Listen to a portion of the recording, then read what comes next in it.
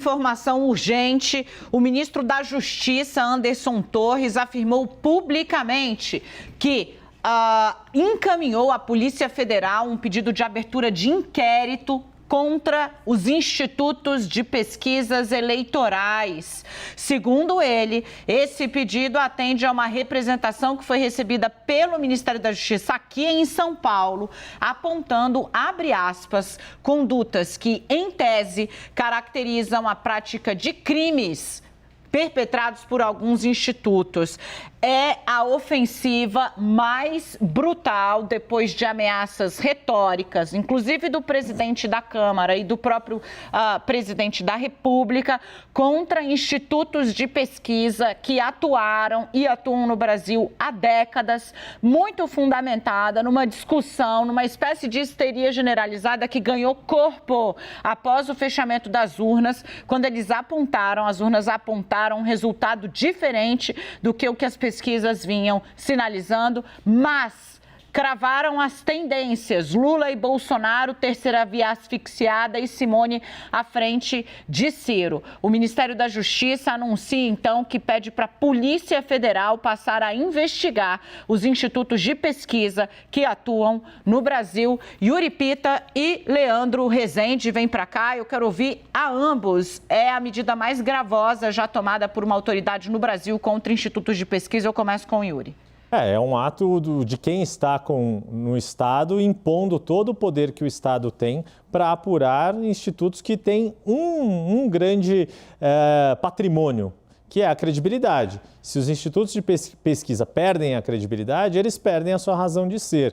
Não precisam de um processo criminal que os puna por quem acha que eles agiram de forma deliberada contra o seu próprio patrimônio, que não é a vitória de A, B, C ou D nas eleições. O que um instituto de pesquisa tem como patrimônio é a credibilidade. Se as pessoas deixam de confiar em pesquisas, deixam de contratar pesquisas, uma empresa vai à falência. É assim, se as pessoas não querem mais comer chocolate, as fábricas de chocolate vão à falência. Agora, e de fato, como você colocou, Dani, é um ato de uso de poder de quem tem o poder para colocar a sua tese política em prática. A gente viu isso ser vocalizado. Uma coisa é o aspecto retórico, uma coisa é propor, defender, discutir se cabe ou não criar uma lei para fazer esse tipo de punição. Agora o que a gente vê é uma ação já, de fato, de uma autoridade que tem esse poder, na caneta, ministro da Justiça, determinando uma investigação. Se encontrarem provas de que houve algo deliberado para se manipular eleições por meio das isso envolveria a criminalização, a punição de quem? Dos institutos, de quem contratou os institutos, de quem veiculou as pesquisas dos institutos de boa-fé porque foram contratados, porque são informações públicas. É um aspecto importante que tem que ser colocado nesse debate. E nada foi dito pelos aliados do presidente Jair Bolsonaro a respeito de institutos que eu não vou nominar aqui, né, mas que igualmente apontaram resultados que não são... Gente, é porque é muito difícil, né? Assim, as pesquisas, elas não são bola de cristal. A gente passou meses dizendo isso aqui, apresentando os dados, porque como é que você sabe que as mulheres têm mais resistência a Bolsonaro e você entende por que ele anuncia 13º do Auxílio Brasil para as mulheres? Porque as pesquisas apontam isso. Como é que você sabe que Bolsonaro tem o voto evangélico há muito tempo e que avançou muito? Porque as pesquisas mostram isso para você. E elas mostram para você e para os políticos. As pesquisas internas do presidente Jair Bolsonaro mostravam ele à frente de Lula no Rio de Janeiro. Nós contamos isso para você aqui, sob protesto de uma série de pessoas nas redes sociais que achavam um absurdo. E eu digo, não, a pesquisa ela é informação para o político, ela tem que ser pesquisa, ela é informação para o eleitor também. A pesquisa, eu disse para vocês o tempo inteiro, não é para pegar o número, é para observar a curva. E a tendência é: primeira e segunda colocação, Lula e Bolsonaro, nenhuma chance de terceira via tirar Bolsonaro do segundo turno e de Simone ultrapassar Ciro. Pega o 360 de sexta-feira. E não é porque, Daniela tem bola de cristal? Não.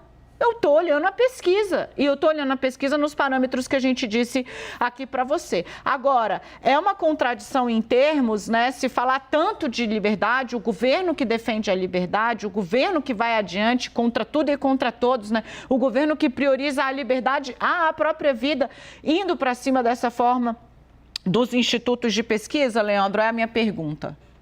De fato, é uma contradição em termos, né? Porque é um governo que prega a liberdade, o não controle de instituições e que investe contra instituições que fizeram o seu trabalho. A discussão sobre as pesquisas eleitorais, ela está absolutamente deslocada, mas ela não está deslocada agora, ela está deslocada há 4 anos. Foram 4 anos de pregação do presidente Jair Bolsonaro, primeiro de que as urnas teriam sido fraudadas em 2018 e que ele, na verdade, teria vencido no primeiro turno. Depois de que ele teria elementos para poder confirmar isso. Ele jamais apresentou esses elementos. E tudo que a gente viu ao longo desses últimos 4 anos com uma pregação de que os institutos de pesquisa não conseguiram identificar o que aconteceu nas eleições de 2018. O que já foi, inclusive, mostrado aqui também pela gente, na CNN, se não me engano, foi uma matéria do Caio, né, do Caio Junqueira, que mostrou os resultados das pesquisas, como eles bateram com os resultados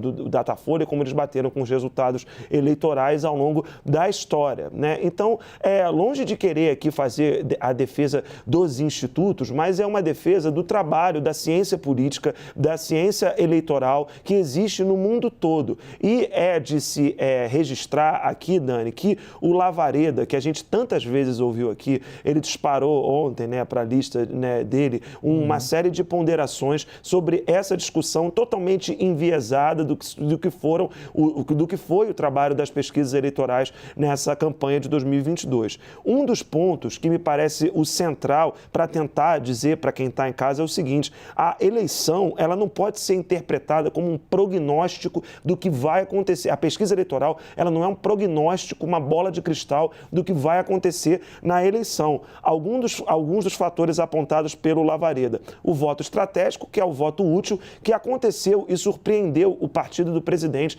Trouxe essa apuração ontem aqui no 360, de que houve um voto útil em favor de Bolsonaro no Rio, que a própria pesquisa acabou não registrando.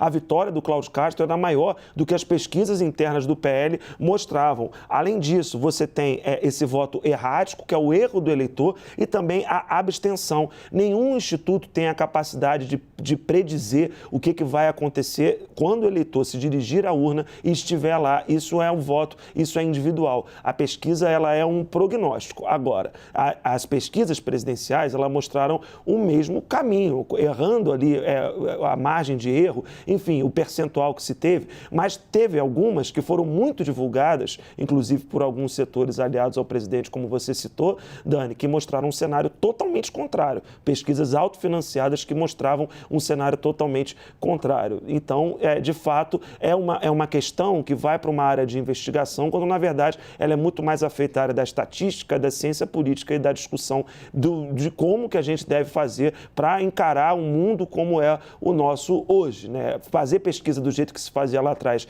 é o correto? Pode ser que não. Como fazer? Não é investigando isso, um inquérito, que a gente vai chegar a essa resposta.